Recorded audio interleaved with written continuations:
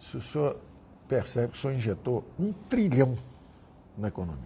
1 trilhão na economia, né? 1 trilhão de recursos. O que aconteceu? Foram 2 momentos. No momento que a onda bateu no Brasil, o senhor imediatamente disse, não pode ficar nenhum brasileiro para trás.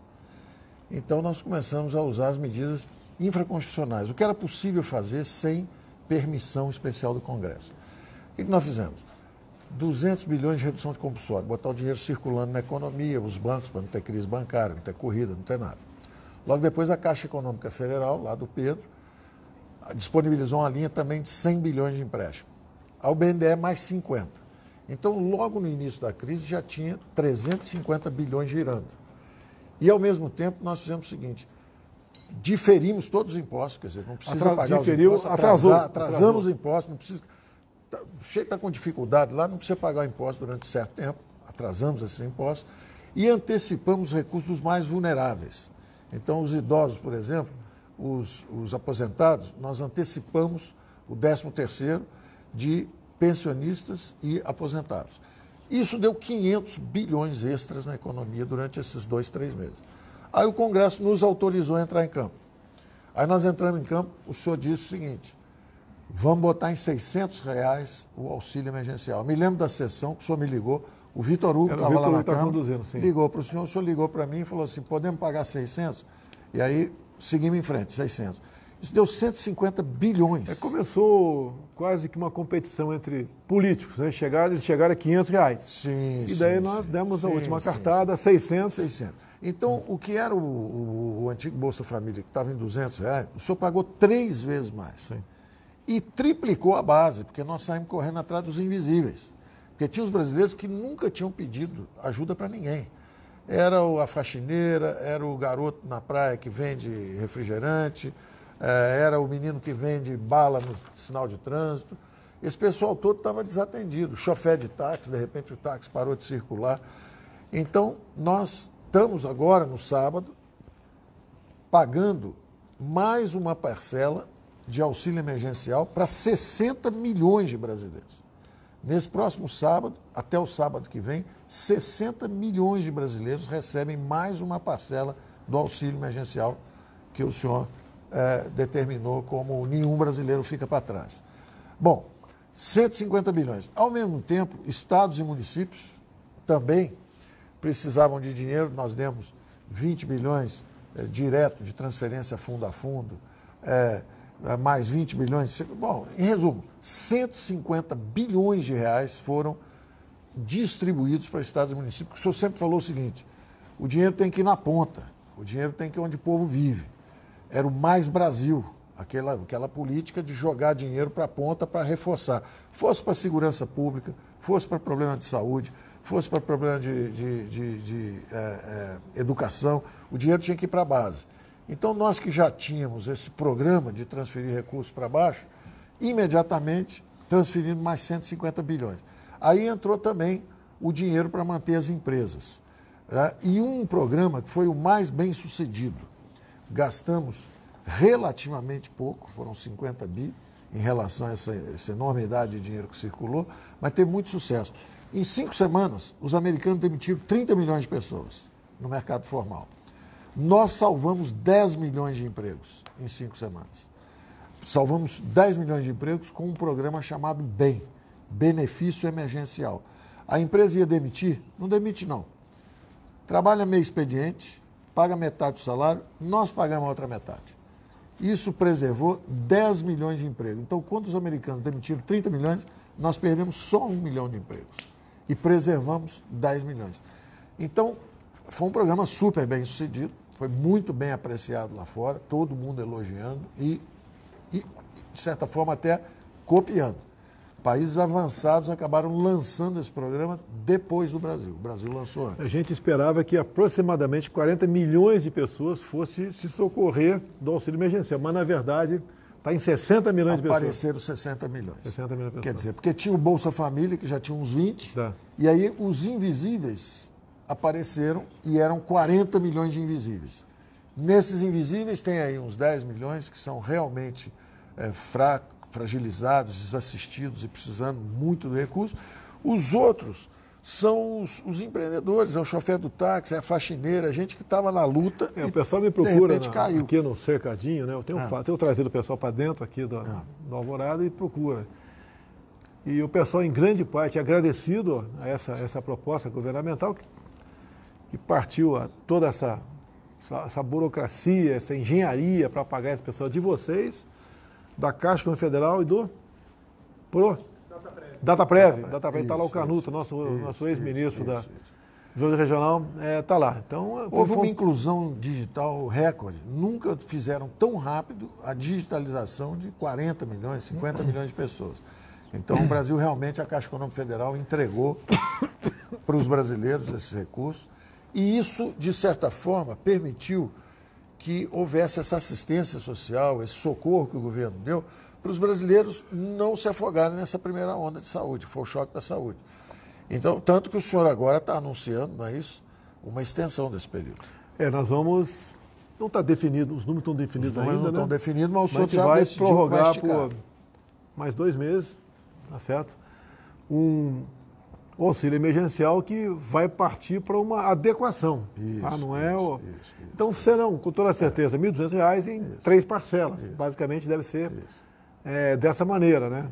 Deve ser, estamos estudando, 500, 400 e 300 reais que vão fazer então em 2 meses. É uma ideia muito boa, presidente, porque estávamos em 600, o auxílio. E à medida que a economia começa a se recuperar e começa a andar novamente, as pessoas então vão devagar se habituando, não é? Era 600, cai para 500, 400, foi sua ideia. O senhor deu uma ideia espetacular. É o pessoal do Bolsa Família, que ganha em média 200, quando passar para 500, está ganhando mais 1,5 Bolsa Família. Isso. Quando passar para 400, equivale a 2 Bolsa Família. Quando passar para 300, uma Bolsa Família e meia. Isso. Tá certo? Então essa que é a ideia e é exatamente atender os desassistidos. Agora a economia, a gente espera que volte a funcionar. Tem coisas que vai demorar. Tem algumas empresas que faliram, quebrou de vez, fechou as portas. Por isso que a gente apela aos seus governadores, seus prefeitos, obviamente com a responsabilidade que é pertinente de cada um, que comece a abrir o mercado, abrir para funcionar. Nós lamentamos as mortes, mas o objetivo de fechar era para que as pessoas, uma vez contaminadas, fossem para os hospitais e fossem atendidos. Temos notícias verdadeiras que os hospitais têm sobra de leitos. Então, não é que a gente queira que o pessoal se contamine. A contaminação é uma realidade. Ninguém discute isso aí. Todo mundo acha que os entendidos aí, os médicos, etc., que aproximadamente 70% das pessoas vão se contaminar. Logicamente, se a pessoa for abaixo de 40 anos, bem de saúde, a grande maioria não vai sentir absolutamente nada, nem vai saber que foi acometido do vírus. Tem gente sadia aqui do meu governo que estava numa boa. Eu estou com 70 anos. Até o general Heleno, que está com 75 mais ou menos. Ele só ficou sabendo que estava com o vírus porque foi fazer o teste. E ficou em casa fazendo esteira, inclusive. Agora, tem gente, de acordo com a idade, outros tipos de doença, aí vai enfrentar realmente um problema sério durante aqueles dias que o vírus estiver nele. E se não tiver um cuidado muito especial, pode ir a óbito. Te lamenta, mas é a preocupação. A preocupação é exatamente com isso. Os mais velhos e o que tem comorbidades, que tem doenças, tá certo? O resto tem que ter cuidado também, mas a gente sabe que uma vez o vírus foi acometido o vírus, ele vai ser transmissor, tá certo? Ou vai sofrer menos do que uma pessoa com esses tipos de doença ou de acordo com a idade. Eu não sei se já peguei, fiz 2 testes lá atrás, deu negativo. Alguns acham que eu já peguei, não senti nada, não sei. Eu posso até fazer o teste novamente para ver se tem um anticorpo já. Eu acho que eu já peguei, tá certo? Mas isso vai de do perfil, né, da vida sanitária de cada um. É de cada um. Pode ser gente com a minha idade que não está bem fisicamente. Se for acometido o vírus, vai ter problema. Tá certo? Então tem que tomar cuidado tocante a isso. Agora, não podemos ter aquele pavor lá de trás que chegou, né, junto à população e houve, no meu entender, um excesso de preocupação apenas com uma questão e não podia se preocupar com a outra, que é a questão do emprego. Foi a segunda onda que o senhor falou, que era a onda da economia, que o que acontece? Aparentemente, nós batemos no fundo do poço. Aparentemente, maio foi o fundo do poço. Abril já mostrou uma reação. Quando você olha a conta de luz, quando você olha as notas fiscais eletrônicas, tudo isso está mostrando já uma recuperação em abril. E nos primeiros 15 dias de junho, já subimos tanto com o mês de abril inteiro. Quer dizer, então em 15 dias de junho a coisa já está bem mais... É um indicativo que está pegando. É um indicativo que a coisa está começando a voltar. E do nosso lado, quando o senhor se propõe a estender o auxílio emergencial, bate na marca de 1 trilhão. Então tem 1 trilhão de recursos que mantiveram os sinais vitais da economia. A economia está respirando, ela está como se fosse um urso hibernando. Ele baixou a energia, o consumo de energia lá embaixo, mas ele está com todas as funções preparadas. Por isso que o senhor dizia que tem que voltar em algum momento, que é para justamente não ficar abatido, não virar uma depressão econômica. Então, se ele está com os sinais vitais ainda preservados, a qualquer momento começa a se mexer, aparentemente bateu no fundo do poço e você começa a atravessar. Agora, o interessante é que aqui nós estamos trabalhando, por isso que eu digo que nós vamos surpreender o mundo. Aprovamos ontem o saneamento, 100 milhões de brasileiros que no meio dessa crise tiveram problema, porque faltando água para 35 milhões de pessoas e esgoto para 100 milhões de brasileiros, aprovamos ontem o saneamento. Era um projeto que estava parado lá. Foi rápido. Não? Foi bom, muita ajuda do Congresso. Então, o que está acontecendo? Nós estamos produzindo. Durante esse período, em vez de estarmos só nos lamentando ou enfrentando só a doença, nós estamos também com uma pauta positiva. E agora vamos para os marcos regulatórios. E depois vem o programa do emprego também, do Verde e Amarelo, a Renda Brasil. O senhor está cheio de novidades para trazer. Tem também o FGTS. O FGTS nós vamos liberar quando acabarmos. Vamos liberar também o FGTS. Né? São 30 e poucos bilhões de recursos. Para 60 milhões de pessoas. 60 milhões de pessoas também. Começa segunda-feira. Então, o que nós podíamos fazer, presidente, do ponto de vista de recursos, nós empenhamos 2 vezes mais do que os países emergentes. Aquela sua ideia de não deixar nenhum brasileiro para trás, não pode faltar dinheiro para a saúde, isso foi cumprido. Nós gastamos 2 vezes mais do que os países emergentes. E 10% acima da média dos avançados também. Então, o Brasil, ninguém pode dizer que o Brasil Paulo, não olhou para a saúde. Fala alguma coisa, você deu socorro a estados e municípios em duas oportunidades. Quanto mais ou menos e que forma foi esse socorro? Foram 150 bilhões. Quando começou a conversa com os governadores, a primeira visita que eles fizeram ao senhor, nós já tínhamos liberamos 50 bilhões, porque fizemos 8 bilhões transferência fundo a fundo. É o seguinte, dinheiro na veia para a saúde. O Fundo Nacional de Saúde passou 8 bilhões para estados e municípios. Logo depois, 2 bilhões para o Sistema Único de Assistência Social. São coisas como a Santa Casa de Misericórdia, não é? Esses hospitais que são mantidos, não é, por entidades sem fim lucrativo. O senhor passou mais 2 bilhões. Depois passamos mais 16 bilhões que os estados e municípios diziam, olha, nossa arrecadação vai cair. Ora, a do governo federal caiu também. Sim. Mas mesmo assim nós mantivemos a mesma transferência que fizemos no ano passado. Foi um compromisso que assumimos com os governadores e prefeitos. Independente de partido. Independente de partido. Todos os governadores, todos os prefeitos. Todos os governadores, todos os prefeitos. Logo depois, mais 20 bilhões de securitização. Era um recurso que eles podiam liberar. E depois rolagem de juros, dívida.